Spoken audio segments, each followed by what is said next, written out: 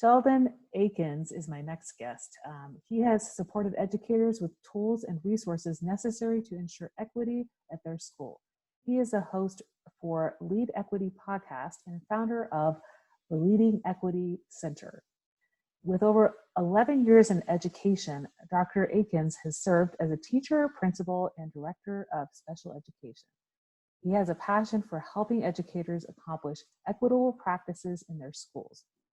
He earned a BS degree in social science education, an MS degree in educational leadership, and a PhD in K-12 education. He lives with his family in Pocatello, Idaho. Welcome to the podcast, Sheldon. Well, Dana, thank you so much for having me. So we talked about in the pre-chat a story that you would like to share about when you were in the trenches in your young life in high school and how you managed to crawl out of that space.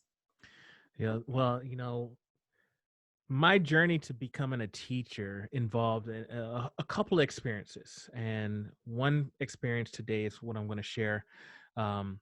Because when I was in the 11th grade, I was going to a charter school. This charter school was predominantly Black and brown. Mm-hmm. And I remember sitting in a U.S. history, it was a government class, and the teacher was white, talking to a classroom full of Black and brown kids. And the topic that we were discussing that day was, what do you have to do, or what do you need in order to become a U.S. president? Mm-hmm. And so he goes down a list. These are the things you need. You need to be a U.S. citizen. You need to be born in the United States. You need to be white. You need to be a male, and you need to have a family. Mm-hmm. I said, oh, excuse me. So I raised my hand because I was listening to that. I was like, wait a second. I love history, and I have never heard that. And it wasn't in the textbook.